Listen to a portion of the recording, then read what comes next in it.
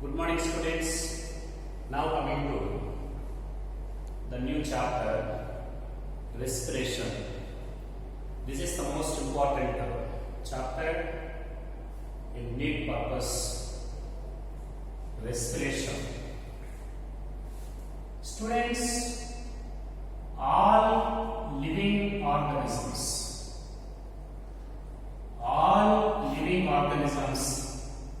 they require energy. Energy is necessary for living organisms. Why energy is required by living organisms? Energy is required for the daily life activities.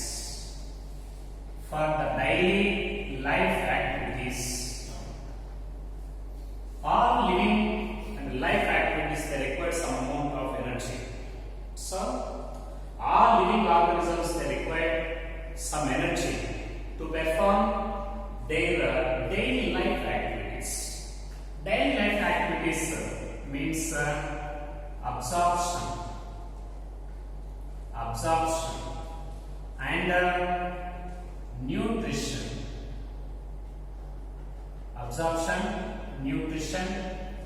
And also reproduction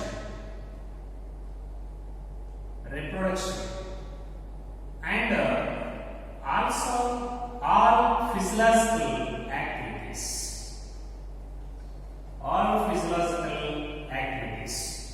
and also in case of animals, energy is required for locomotion, means movement. So to complete this, all these life activities like absorption, nutrition, reproduction, all physiological vital activities, and also in case of animals, locomotion means movement. All these life activities they require energy.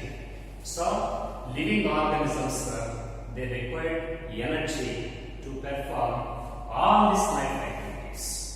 But how these living organisms they derive this energy, and what is our main source of energy? The main source of energy is food. So living organisms they require food for energy.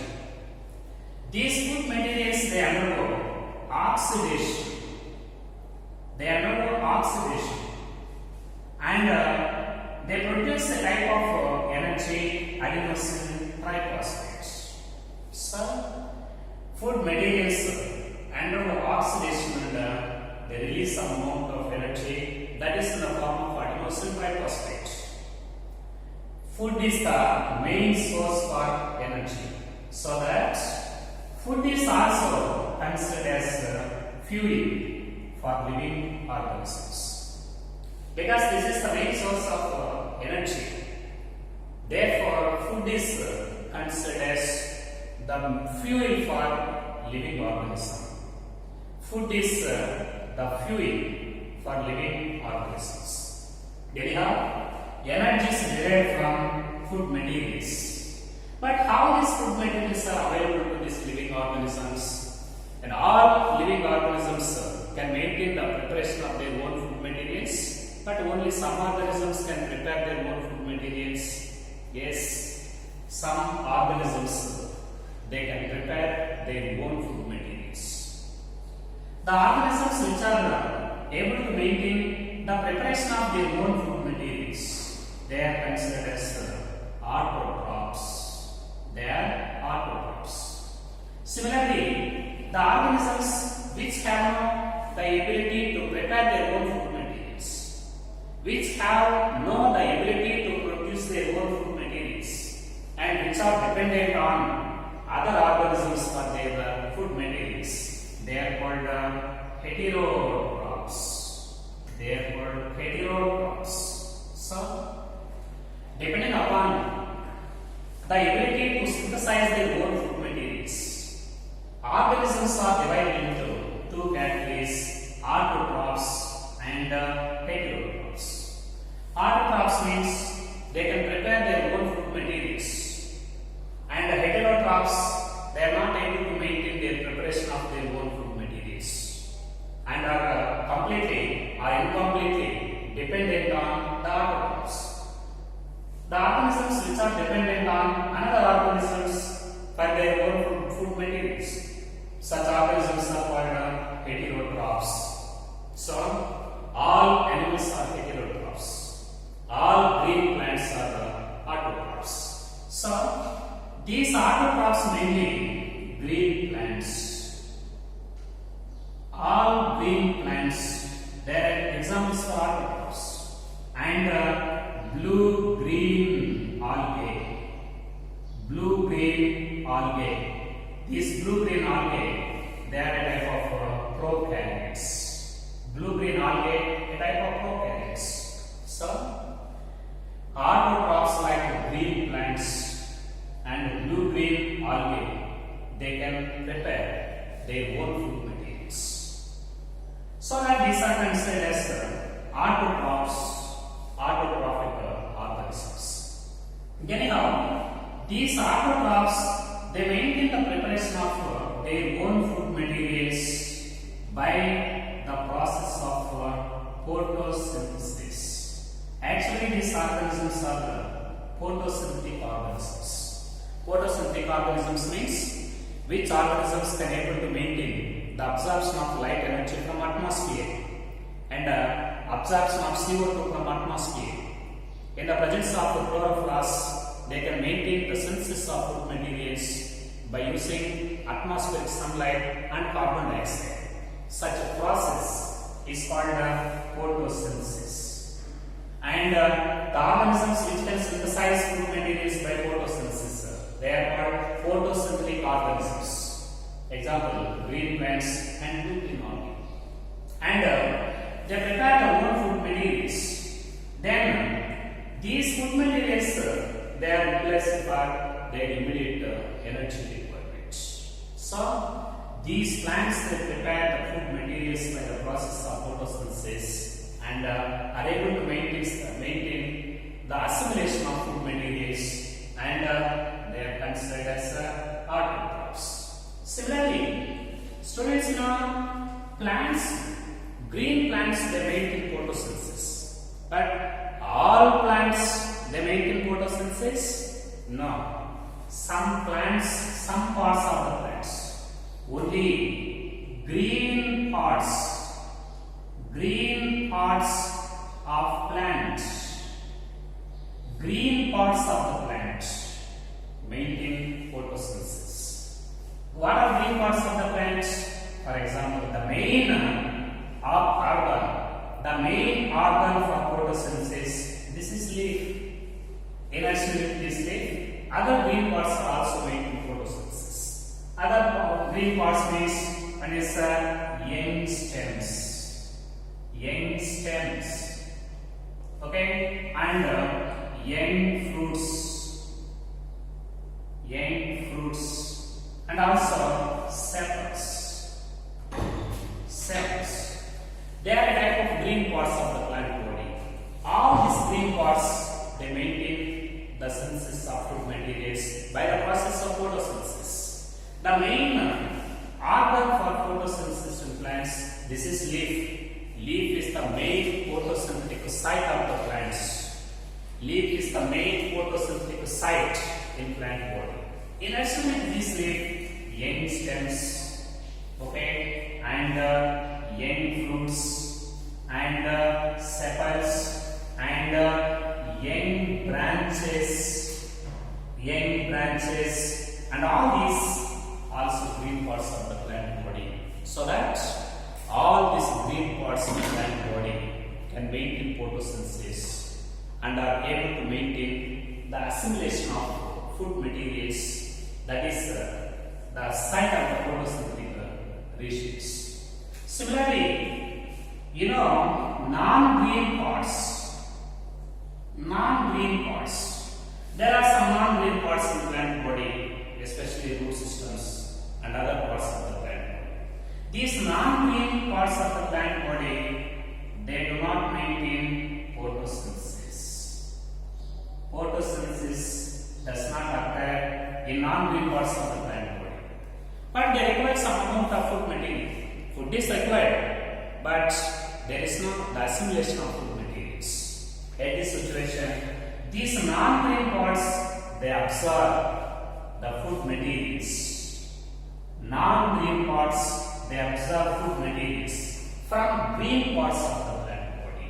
So, always the food materials they are translocated from the green parts of the plant body, mainly from leaves, to all parts of the plant body, including non-green parts of the plant body. The food is always translocated from food synthesized region, that is from green parts, to all parts of the plant body, including non-green parts. Such a transportation of food material generally it takes place by fluid. Actually, this fluid is one of the complex tissue. Xylem and fluid both constitute complex tissues, and also called they are the transport tissue, and also called vascular tissues.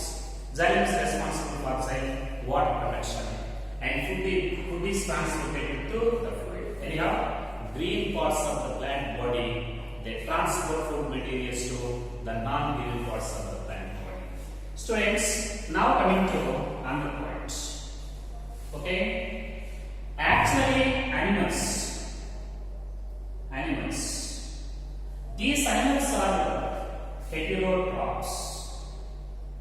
All animals are heterotrophs. Heterotrophs means they do not maintain the synthesis of their own food materials. Always they are dependent on autotrophs. They are dependent on plants, either directly. These heterotrophs means animals. Heterotrophs, they are dependent on plants, either directly or indirectly.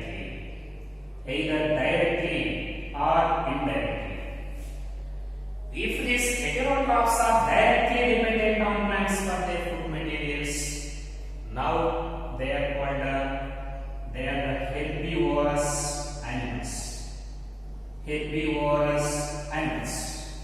All cattle, they are a type of herbivorous animals. These cattle they are directly dependent on plants for their food materials.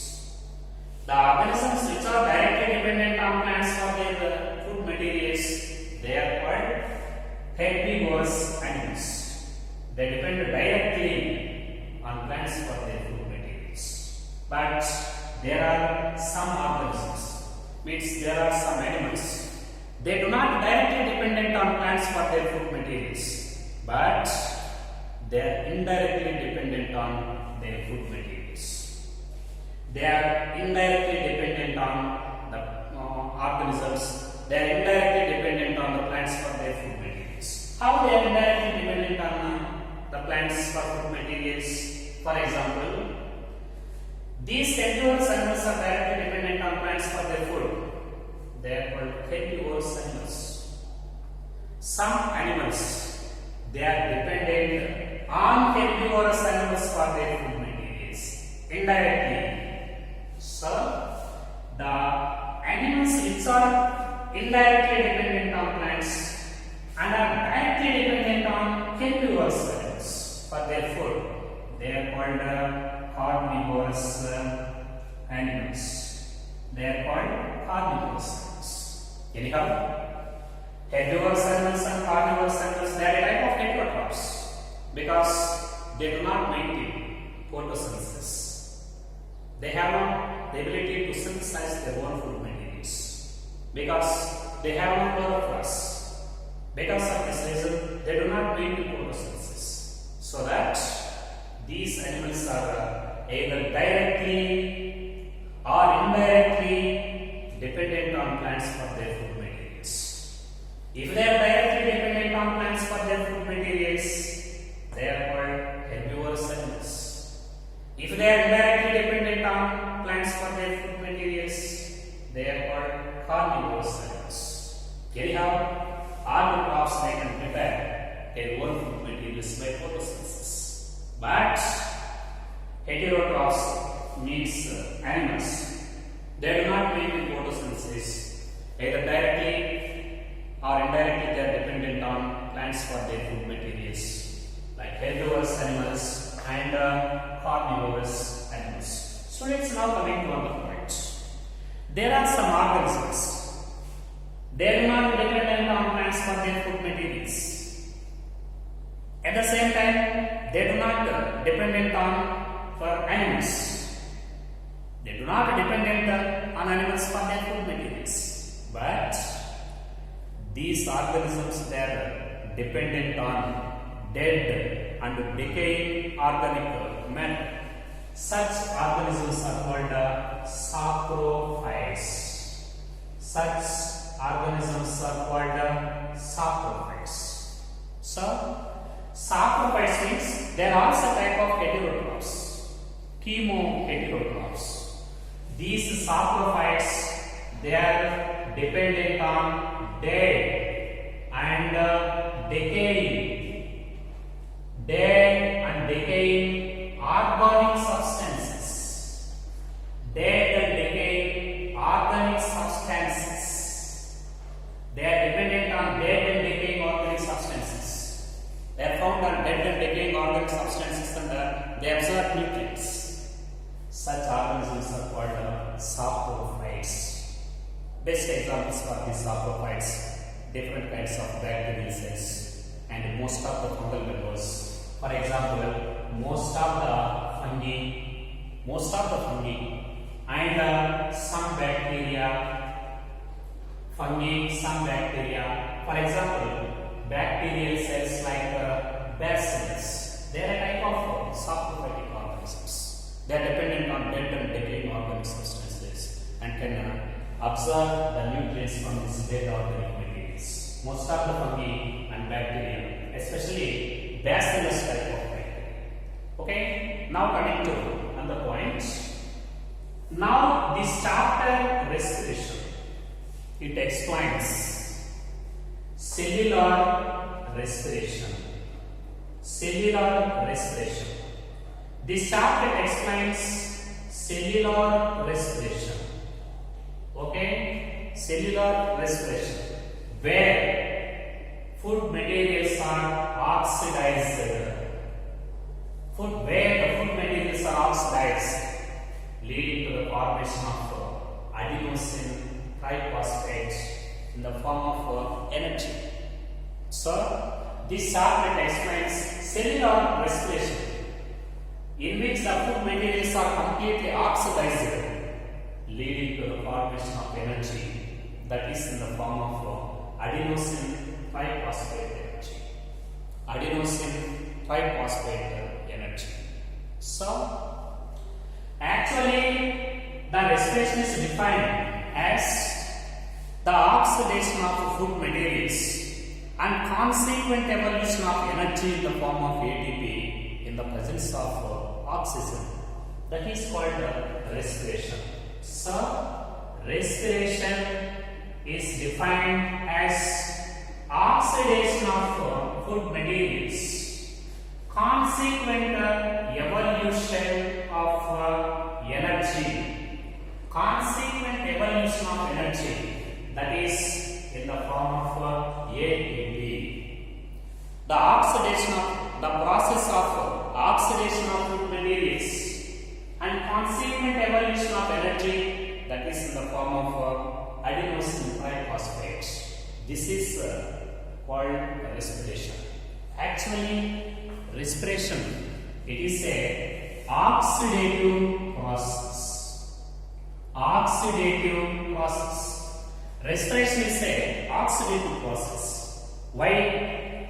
Food materials are oxidized in the presence of oxygen.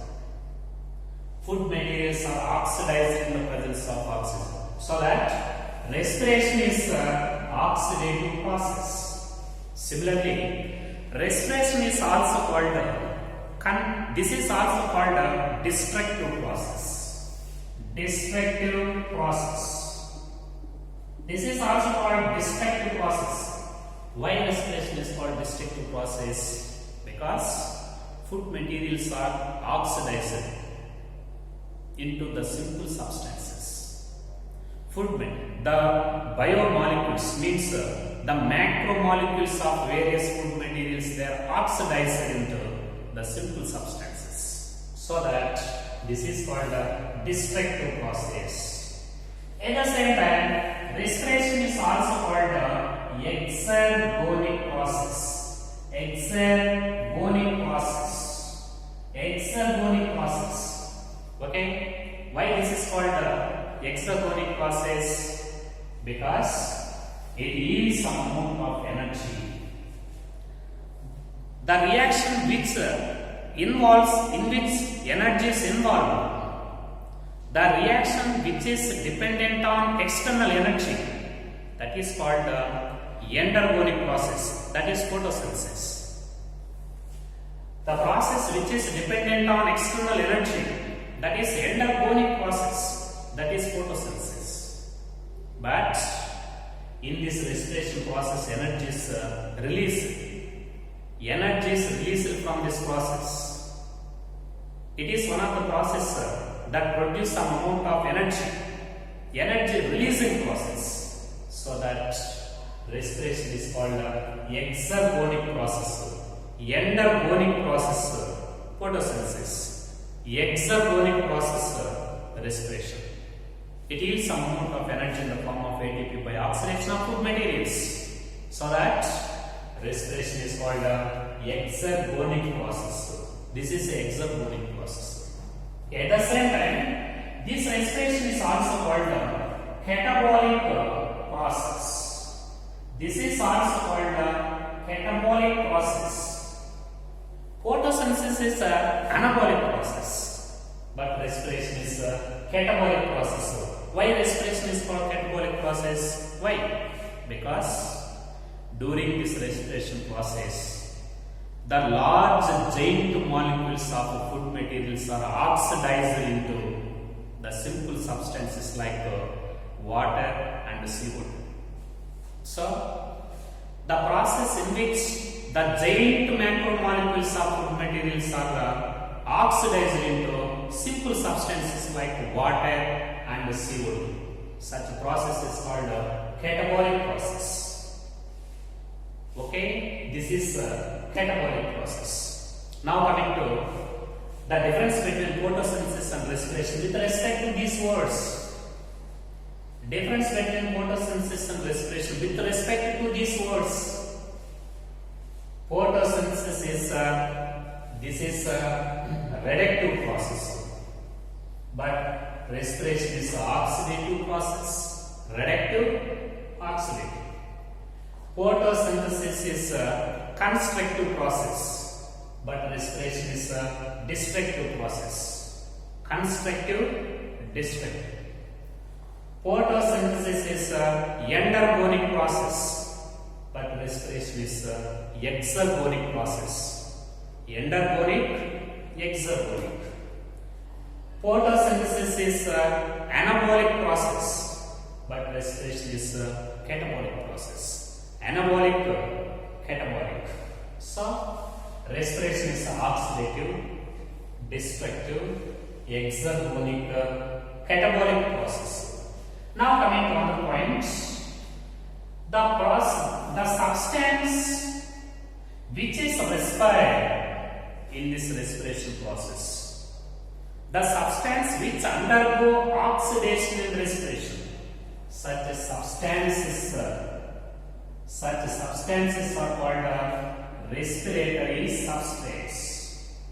Respiratory substrates. Okay, respiratory substrates. The substances which are oxidized in respiration, the substances which undergo oxidation to release some amount of energy in respiration, such substances are called respiratory substrates. Respiratory substrates. The main respiratory substrate, this is carbohydrates. The main respiratory substrates, carbohydrates. In addition with these carbohydrates, proteins, okay, and fats and organic acids, all these they serve as substrates in respiration. But carbohydrates are main, the predominant and main substrates carbohydrates. In addition with these carbohydrates, there are some other respiratory substrates, proteins, fats, organic acids. Students, the most important point, the pure proteins and pure fats, they do not act as respiratory substrates in respiration unless they are in the form of compounds. Pure proteins and pure fats, they do not act as respiratory substrates in respiration, but pure carbohydrates, they can act as substrates, respiratory substrates. Anyhow, proteins, fats, even organic acids, they are also serves, they act as respiratory substrates. Now coming to another point, during the time of respiration, in respiration, energy is released from the oxidation of food materials. Actually, food materials are oxidized and energy is produced in respiration. But energy is not released from oxidation of food materials. It is not released from oxidation of food materials in a single step. It does not occur in a single reaction. Not in a single reaction. Oxidation of food materials, they produce energy in the form of ATP, but this energy is not formed from these food materials in a single reaction. It is a stepwise, it occurs in a stepwise reactions.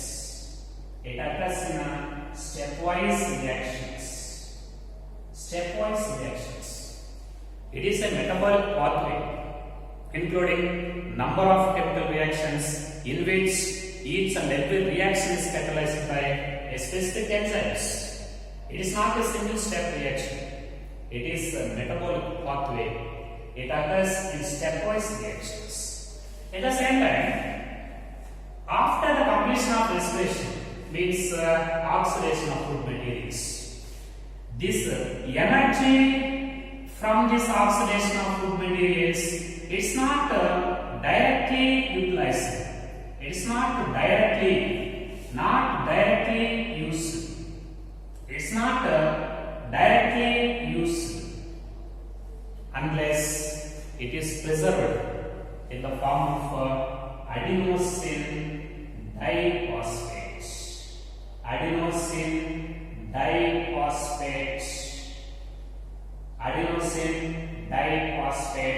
ATP.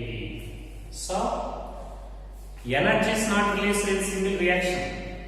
Energy is released in stepwise reactions. The energy which is found from the oxidation of food materials, it's not directly used in living organisms. It is used in the form of only ATP. First, this energy is converted into chemical energy, adenosine triphosphate. Now, this adenosine triphosphate will supply the energy to the living organisms. So, each ATP, it is represented by 7.6 kilocalories energy.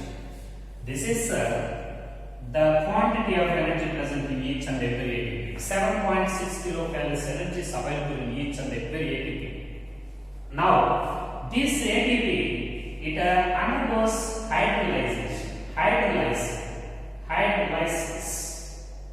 How this ATP is released from this, how this energy is released from ATP?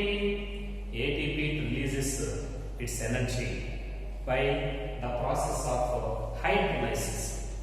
Whenever the energy is required in living cells, immediately ATP migrates to such a region. Now it undergoes hydrolysis and it releases 7.6 kilocalories energy. Now this energy is utilized in the living cells. So This respiration and oxidation of food materials does not occur in a single reaction. It occurs in stepwise reactions. After the formation of energy from this oxidation of food materials, such energy is not directly utilized in living organisms unless it is converted into chemical energy, adenosine triphosphate. First, it is preserved as adenosine triphosphate. Now, this adenosine triphosphate is supplied the energy by the process of hydrolysis whenever the energy is required in living organisms. That is 7.6 kilocalories energy is released from each and every adenosine triphosphate. Now, coming to another point, students. The main cell organelle that is responsible for oxidation of food materials, that is mitochondria. So this is mitochondria is a cell organelle. It is one of the cell organelle, major cell organelle, which is responsible for oxidation of food materials. That is responsible for respiration. Very important. Mitochondrion is responsible for the oxidation of food materials and consequent evolution of energy, that is in the form of ATP. So, mitochondrion is responsible cell organelle for respiration. Mitochondrion is responsible for oxidation of food materials, consequent evolution of energy, that is in the form of ATP. So that mitochondrion is called the powerhouse. Mitochondrion is also called the powerhouse of the cell. Powerhouse of the cell. Mitochondrion is called the powerhouse of the cell. Here, oxidation of food materials takes place. As the food materials are oxidized to release some amount of energy in mitochondrion, this mitochondrion is also called biofurnaces. They are also called biofurnaces and also called powerhouse of the cell. This is power generating cell organelle. Power generating cell organelle in living cells. So, mitochondrion is also called powerhouse of the cell and